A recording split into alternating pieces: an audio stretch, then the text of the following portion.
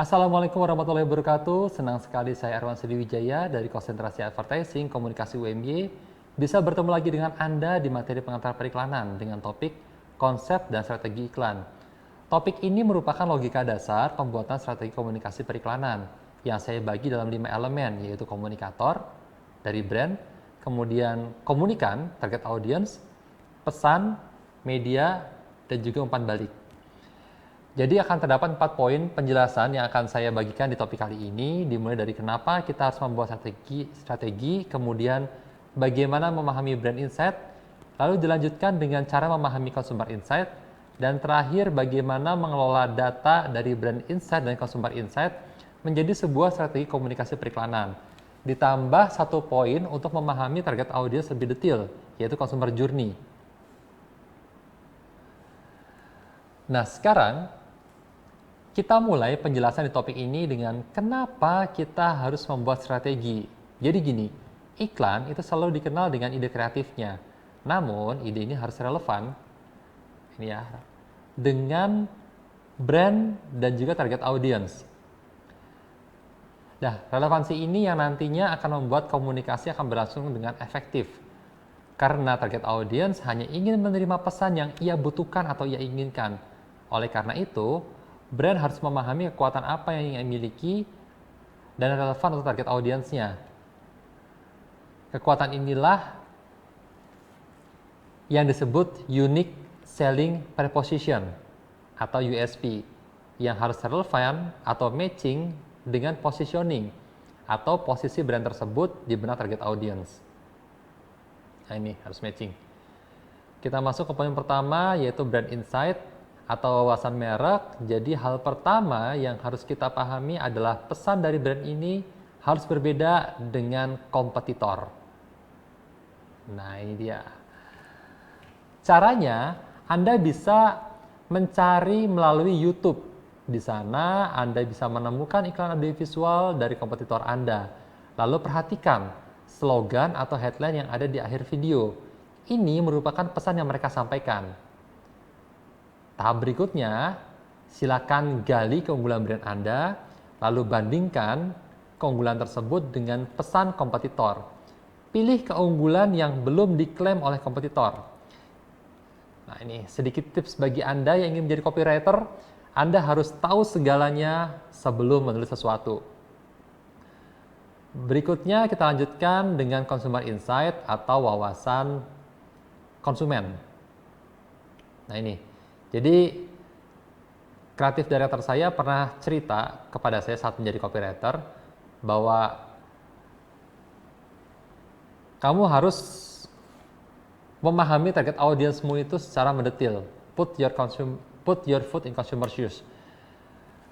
Dan ada 2 hal saat memahami konsumen ini. Yang pertama adalah need atau kebutuhan atau motivasi rasional dari target audience untuk membeli produk. Misalnya saat Anda ingin membeli motor, kebutuhan rasionalnya adalah alat transportasi. Kedua adalah want atau keinginan atau motivasi emosional dari target audience untuk membeli produk. Jadi saat kita kembali contoh membeli motor tadi ya, saat Anda ingin membeli motor warna hitam itu merupakan motivasi emosional. Nah, sekarang mari kita mengolah data yang sudah Anda kumpulkan di sisi wawasan merek atau brand insight dan juga dari sisi wawasan konsumen atau consumer insight. Dari brand insight, Anda telah memiliki unique selling proposition atau keunggulan dari produk yang belum diklaim oleh kompetitor. Kini saatnya Anda bandingkan dengan motivasi rasional atau kebutuhan atau motivasi emosional atau keinginan dari konsumen dan target audience. Need and want ini ya. Titik temunya adalah pesan atau what to say. Maka saya selalu memastikan bahwa pesan adalah USP yang benar-benar dibutuhkan atau diinginkan oleh target audience. Dan saat ini Anda telah memiliki pesan, kemudian saatnya bagi Anda untuk meramu pesan ini melalui ide kreatif sebagai cara penyampaian pesan atau how to say. Dan jangan lupa sesuaikan pesan dengan tujuan komunikasi periklanan yang telah ditentukan. Nah, ini. Jadi what to say-nya akan menjadi faktor yang mematchingkan antara USP dan positioning. Nah, sekarang kita akan berlanjut ke consumer journey. Ini ya, jadi setelah teman-teman memahami dan juga memiliki strategi komunikasi pemasaran, saatnya kita memilih media dan waktu yang tepat untuk menyampaikan pesan kita. Caranya adalah dengan memahami consumer journey atau perjalanan konsumen. Dari mulai mereka bangun tidur hingga mereka tidur lagi. Kita mulai bisa mendata aktivitas apa saja yang mereka lakukan, lokasinya di mana, pada jam berapa, media apa saja yang mereka akses untuk mendapatkan informasi, dan termasuk juga jenis informasi apa saja yang dicari. Ini dia data-datanya tadi. Nah, setelah Anda menggali kegiatan, lokasi, waktu, media mencari informasi dan informasinya, Anda akan menemukan point of contact atau titik temu antara target audience dengan brand. Nah, titik point of contact ini yang kita gunakan saat kita ingin beriklan di Instagram. Jadi, misalnya ya, kita menggunakan Instagram nih, kita jadi mengetahui, oh ternyata target audience kita mengakses Instagram itu pada pagi hari saat bangun tidur, siang dan sore hari di sela aktivitas, dan malam hari saat menjelang tidur.